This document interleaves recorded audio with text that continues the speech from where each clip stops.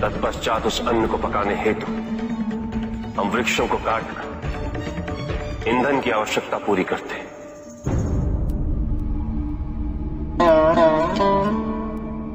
और पकाने की प्रक्रिया में उसके सारे पोषक तत्वों का सर्वनाश कर देते हैं। नहीं देवराज, अपने पोषण हेतु मैं अन्य जीव जंतुओं की हत्या कदापि नहीं कर सकता। यह संभव है।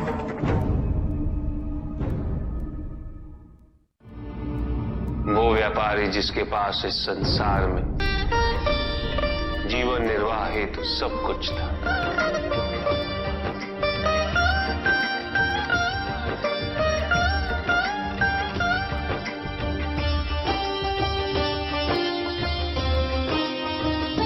उसके पास घर था, छोटा था किंतु उसके परिवार के लिए पर्याप्त था। उसके छोटे से परिवार की आवश्यकताओं को पूरा करने हेतु भोजन और धन की भी कोई कमी नहीं थी, किंतु व्यापारी सदैव और धन संपत्ति संचय करने की चिंता में डूबा रहता था। सब कुछ होते हुए भी वो सुखी नहीं था, क्योंकि वो यही सोचता रहता था कि उसके पास क्या क्या नहीं। एक दिन किसी ने उसे बताया कि नारायण के वरदान से सब कुछ मिल सकता है। धन के लोभ में वो नारायण की तपस्या करने निकल पड़ा। ओम वैष्णवे नमः। और इस प्रकार वो कई वर्षों तक नारायण की तपस्या करता था।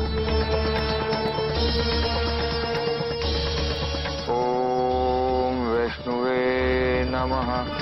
ओम वैष्णवे नमः। ओम वैष्णवे नमः। ओम वैष्णवे नमः। वत्स,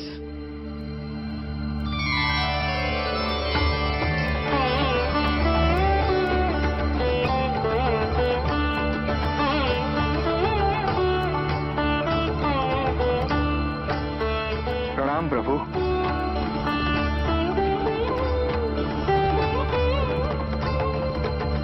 मैं तुम्हारी तपस्या से प्रसन्न हूं। मांगो, क्या वरदान मांगना चाहते हो? प्रभु, प्रभु मुझे समस्त संसार की भूमि चाहिए। संसार में जितना भी धन है सब मेरा हो जाए। क्या मैं तुमसे पूछ सकता हूं, तुम्हें इतना सब कुछ क्यों चाहिए? मैं सुखी रहना चाहता हूं प्रभु, और धन संपत्ति सुख का माध्यम है। किंतु संसार की परिभाषा हर किसी के लिए भिन्न होती है वत्स। कुएं में बैठे मेंढक के लिए वो उसका संसार होता है। तुम बताओ वत्स, तुम्हारे लिए संसार की क्या परिभाषा है? सब कुछ प्रभु। जो कुछ भी मुझे दिखाई दे रहा है वो सब कुछ संसार ही तो है प्रभु। उचित है, मैं तुम्हें वरदान देता हूं कि जितना भी संसार तुम अपने नेत्रों से स्वयं देख सको वो तुम्हारा होगा, किंतु जो तुम नहीं देखोगे वो तुम्हारा नहीं होगा। अब इस संसार का सबसे धनी व्यक्ति मैं बन जाऊंगा प्रभु, और सबसे सुखी भी।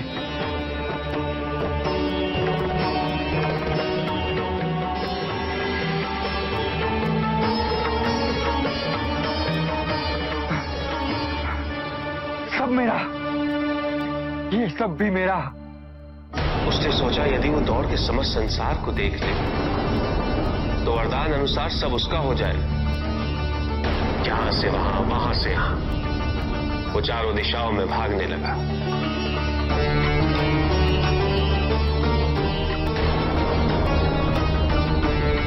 जो भी दिखा वो उसे अपना बनाता गया, किंतु उसका लालच कम नहीं, अपितु और बढ़ता गया।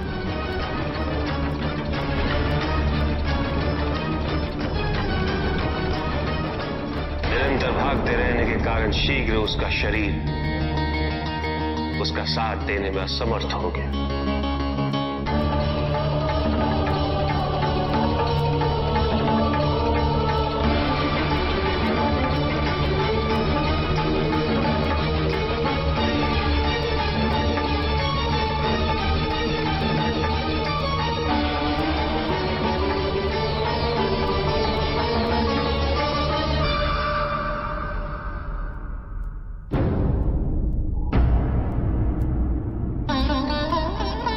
इस प्रकार उसके पास केवल उतनी ही भूमि रही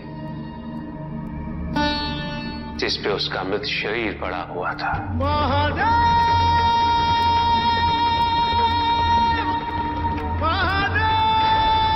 अकेला।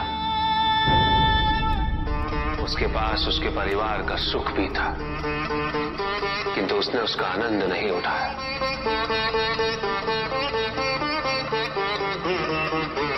इसलिए सुखी जीवन हेतु धन की प्रचुरता नहीं, अभी तो अपनी इच्छा और आवश्यकता में अंतर समझना अनिवार्य है।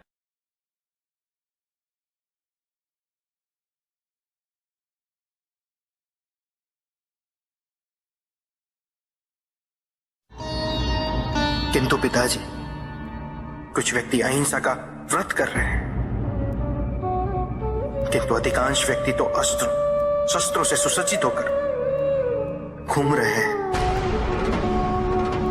शरीर की रक्षा के लिए बड़े दुर्ग बनाए जा रहे हैं, कवच बनाए जा रहे हैं, क्योंकि उन्होंने स्वयं योग और शुभता के कवच का त्याग कर दिया है पुत्र।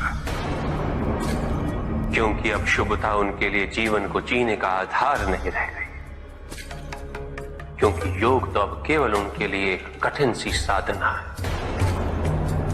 जो व्यक्ति, जो समाज योग से और साधना से जितना विमुख होगा, वो समाज आत्मरक्षा के लिए कवच, दुर्ग और अस्त्रों और शस्त्रों के निर्माण हेतु सदैव विवश होगा।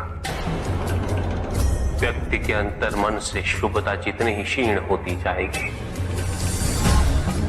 योग की अग्नि जितनी कम होती जाएगी, उसके जीवन में अंधकार की अग्नि भी उतनी ही प्रचंड होती जाएगी। समाज में ऐसे अभिमानी और अहंकारी व्यक्तियों की संख्या सदैव बढ़ती रहेगी पुत्र।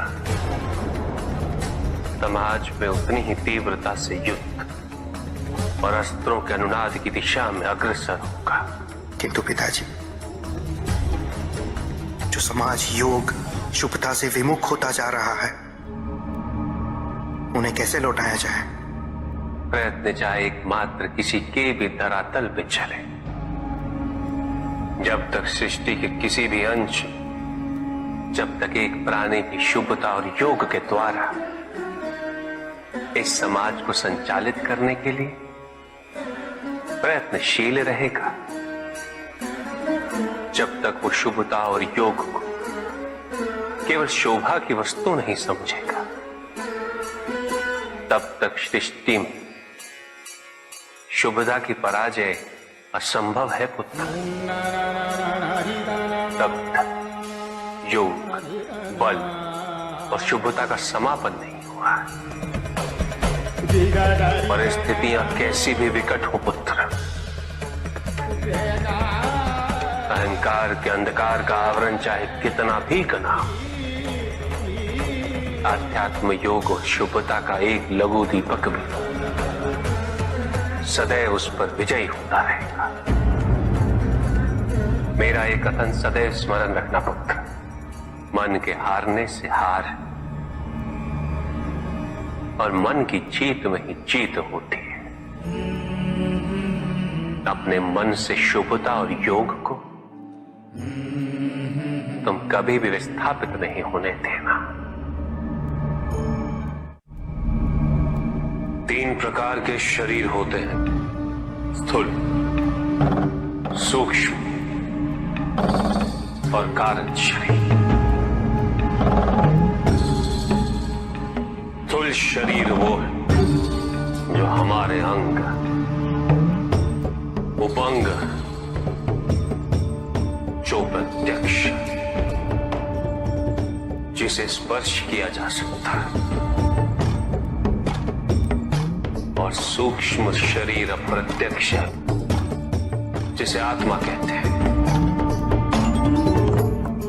जिसे स्पर्श नहीं किया जा सकता, किंतु उसकी अनुभूति अवश्य होती है। मृत्यु में स्थूल शरीर का अंत होता है, किंतु आत्मा का नहीं होता, और आत्मा के चारों ओर एक शरीर और होता है, जो चेतन, अवचेतन और अचेतन मन का अवशेष होता है, अतृप्त इच्छाओं का और वासनाओं का कोश होता है, और यही तीसरे प्रकार का कारज निमित्त बनता है अगले जन्म का।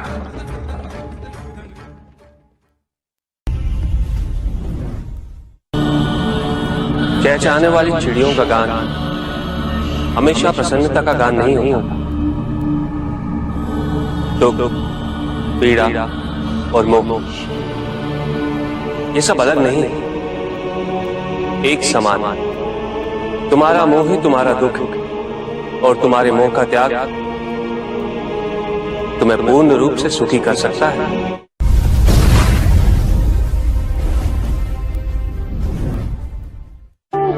पूजित का साक्षात सामने होना मन को भटकने नहीं देता, किंतु जो सच्चे भक्त हैं भगवान तो उनके मन में, उनके हृदय में निवास करते हैं। जिनके हृदय में श्रद्धा है उनके लिए पूजा करने हेतु अपने आराध्य का साक्षात सामने होना अनिवार्य नहीं।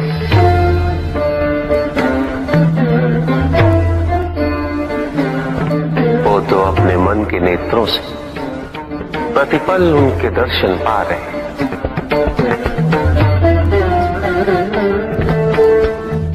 उनकी प्रत्येक अनुभूति में भगवान है।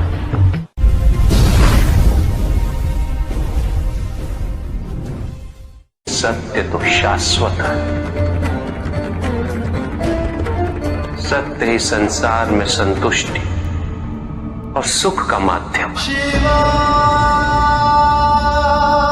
जो सत्य से विमुख हो वो सदैव दुखी रहता है।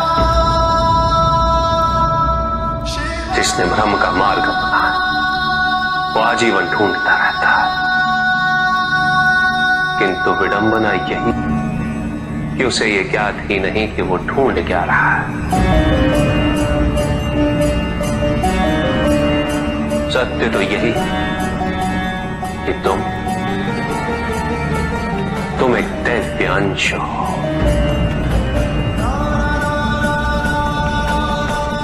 जन्मोपरांत तुम सबने अपने आप को केवल मनुष्य मान लिया, और यही विस्मरण तुम्हारे कष्टों का कारण है। तुमने अपने शरीर को ही सत्य माना। लोभ, भय, शंका, असुरक्षा, छल, इन सब को अपने जीवन का आधार बना लिया।